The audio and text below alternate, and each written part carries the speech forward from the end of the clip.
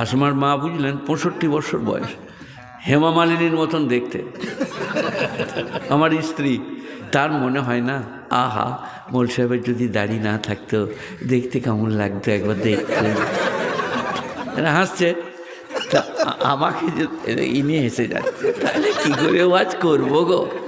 তো আমাকে যদি আমার মা বলে একবার চেঁচে দেন দেখবো, তা চেঁচে দেবো তো নাকি? এটা আমার কবেকার দাড়ি জানেন? আমি যখন পালঙ্গে এতে বসেছি পালকিতে বিয়ে করবার জন্যে 19 বৎসরে, তখন বগরোমা, দাড়ি নাই, এখানে চারটি, এখানে ছিল না মনে নাই। আমার মামা আব্দুল মান্নান মুন্সি, আমার মায়ের খালাতো ভাই, বাপের ফুফুতো ভাইয়ের ছেলে, দুটো সম্পর্ক। সে এসে পালকির বাড়ে চাঁচতে পারি নাই, কান মতোটা ভরাম করে এক বাড়ি এক চড় মারল। আমি সরে গেলাম, কিন্তু চাঁচি নাই। এই নিয়ে বিয়ে পড়তে গেলাম। তখন আমি ফুটবলের প্লেয়ার, তখন আমি ক্রিকেট প্লেয়ার, তখন আমি সিনেমা দেখে, এই পরশু মালদা যাবার আগের দিনে আমার যেখানে জালসা ছিল, আমার চাচাই তো দুলা ভাইয়ের বাড়ি, তার নাম মাস্টার নজরুল ইসলাম, আমার থেকে বয়সে বড়। আমার বুবু আমার থেকে বড়, বুবুকে দেখা করলাম। ভাগ্নিরা বলল, ভাগ্নেরা মা বোধহয় 2 বৎসর হাসে নাই, আপনি কথা বললেন বলে মা হাসলো। তার নাম জাহানারা, আমার বুবু। তো ওই নজরুল ভাইয়ের লেগে আমি জালসাই বললাম, তার বেটারা জলসা করেছে, আর অনেক 25 ড্যাগ বিরিয়ানি করেছে।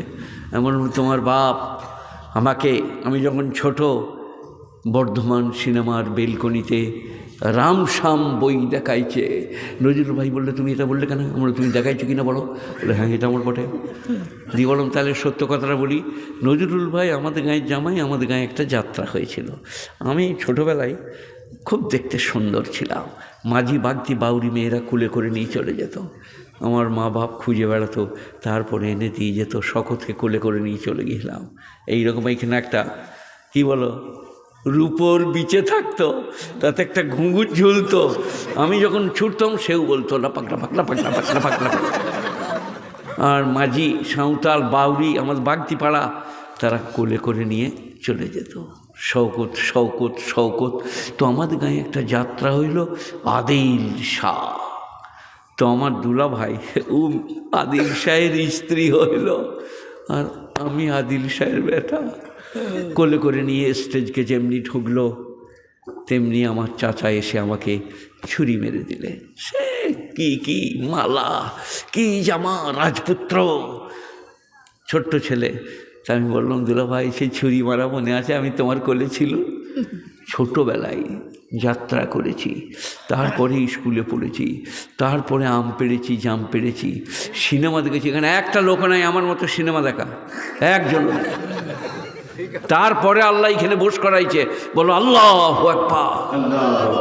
তোমার শান কত বড়। আমি কিরম সিনেমা দেখেছি জানেন? 3টে 6টা, 6টা 9টা, 9টা 12টা, একটাই বই, একই দিনে 3 বার, 3টে শো। আমার বন্ধুরাও দেখেছে, একজন রফিক ছিল, মাটুল ছিল, রফিক মারা গিয়েছে, মাটুল বেঁচে আছে, কিন্তু এইরকম করে আছে, তাবিজ ঝুলছে, আমার থেকে গুড বডি। আর নাই সে, আমি এখনো আছি। আমরা ওইভাবে সিনেমা দেখেছি, একবার দেখে লয়। দিয়ে রাতের বেলা ঘর আসছি, আর যেদিকে আসবো কেনেলের বাঁধ, এগুলো শুনতে মন যাচ্ছে তো, আমাকে চিনে লাও। দিয়ে আমরা যেখানে আসছি ওইখানে বুঁইচেগড়ে বলে একটা পুকুর আছে, সেখানে বলছে শাঁখ চিন্নির মা আছে। গাঁয়ে বলছে, মা বলতো, দাদি বলতো, প্রতিবেশীরা বলতো। আমরা এবারে কী করা যাবে? গলসি থেকে তো চলে এলি 7 কিলোমিটার, গাঁয়ে ঢুকবি কী করে? এখানে শাঁখ চিন্নির মা। বললো বুদ্ধি বেরিয়েছে, চল ঘুরে চল। খানিকটা ঘুরে গেলাম, একটা খড়ের পালুই, সুজিপুরওয়ালাদের, অমুসলিম আগুরিদের বাস, 1 বোঝা খড় বাঁধলাম। রাত 12টা তখন, তো একটা হবে। দিয়ে একটা করে খড়ের আটি, ওইটাকে আপনারা কি বলেন? খড়ের আটি, বুঝেন তো? এরা কেউ ধান এটোই নাই, এখানে এরকম করে ধরতাম, ছুটতাম ধান এটোবার সময়, মুনিশ পালিয়ে যেত কাজ করবো না বলে। সেই খড় একটা করে ধরাচ্ছি, আর দেখি শাঁকচিন্নির মা কোথা আছে। তারপরে দেখলাম যে হ্যাঁ একটা খেজুর গাছের মাথায় ফের ফের ফের। আমরা বললাম শালা এইটাবে কী করা যায় বলতে, বললে ধরা খড়ের আটি চলে গিয়ে। আমরা সেরকম ডাং পিঠে 5-6 জন আছি, আমরাও একটা শাঁকচিন্নির মা। খড়ের আটি এগিয়ে নিয়ে গিয়ে দেখলাম সেই গেঞ্জি ভরা থাকে যে পলিথনে পাতলা, আপনাদের এখানে গায়ে গেঞ্জি গেঞ্জি নাই আপনাদের? ওটা কিসে ভরা থাকে? পাতলা পলিথনে। সেই পলিথনটা উড়ে এসে গাছের মাথায় লেগ গেছে, দিয়ে ফেল ফেল করছে বাতাসে। ওরে শালা এই শাঁকচিন্নির মা, দে পুড়িয়ে দে। খেজুর গাছের মাথায় আগুন লাগিয়ে দিলাম, দিয়ে আমরা ঘর চলে এলাম। তার নাম শওকত আলী। অনেক কিছু করে এসে এইখানে বসেছি, তাকে আল্লাহকে এত ভালোবাসি যে তুমি কত ভালো, কত মেহেরবান। চামারকে মুনিব করো, মুনিশকে মুনিব করো।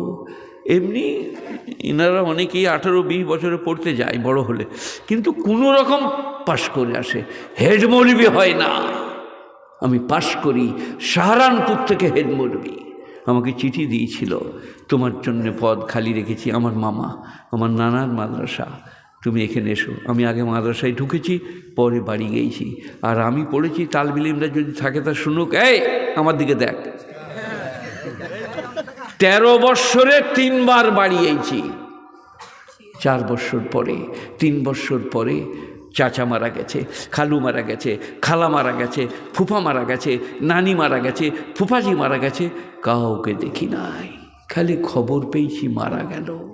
আমি যখন সাহারানপুরে বোখারি পড়ছি, তখন আমার নানা মানে আমার মায়ের আপন মামা, বাপের একটা 5টা বোন, আমার নানিরা, তিনি মারা গেলেন 58 বৎসর বয়সে। আমার কাছে একটা পোস্ট কার্ড, তখন রিপ্লাই কার্ড হতো। আমার মামা মাস্টার আমার স্কুলের, আমি তার কাছে পড়েছি স্কুলে, তিনি পুরসা হাই স্কুলের টিচার। তিনি চিঠি লিখেছেন, স্নেহভাজন বাবা শওকত, তোমার নানা দুনিয়া থেকে চলে গেল। আমি চিঠি পড়ছি আর চোখে পানি। আমার বন্ধু খুদা নামাজ বীরভূমের বলে, কাঁদছো কেন? বললে আমার নানা মারা গেছে। যে নানা আমাকে কোলে করে, আমার গ্রামে ইমাম ছিলেন, দারুণ ভালোবাসতেন। আমার এই পাটা এইখানটা কাটা আছে, বটি ঘুরিয়ে মার্বেলের গর্ত করছিলাম আর পাঁ করে কেটে গেল। 6টা করে 12টা সেলাই আছে। আমাকে কাঁধে করে নিয়ে যাচ্ছিল আমার নানা, কখনো আব্বা কখনো নানা। সেই নানা মারা গেল, দেখি নাই। এরা মাসে 3 বার ঘর যাচ্ছে। ওদের বাপ বলছে, মোরসা পড়ালেখা কেমন হচ্ছে? 12 বৎসরে 3 বার আর মাসে 3 বার, কি পড়ালেখা হবে আপনি বলুন? মাদ্রাসাটাকে নিজের ঘর মনে করতে হবে, ছুটিতেও পড়তে হবে, কোরআন শরীফ, হাদিস, ফেকা, উস্তাদদের খেদমত। আমি 3 বৎসর কলকাতায় কন্ট্রোলের চাল, ধান, পোকা, সে সরু সরু সাদা পোকা হয় না চালে, সেই পোকা, ধান, কাঁকুর বেচে উস্তাদকে ভাত দিতাম। মুফতি মুসলিম সাহেব রহমতুল্লাহ আলাই, আমার সারামুল্লাহ জামি পর্যন্ত উস্তাদ, আল্লামা ইয়ামিন সাহেবের শাগরেদ, বিখ্যাত আলেম।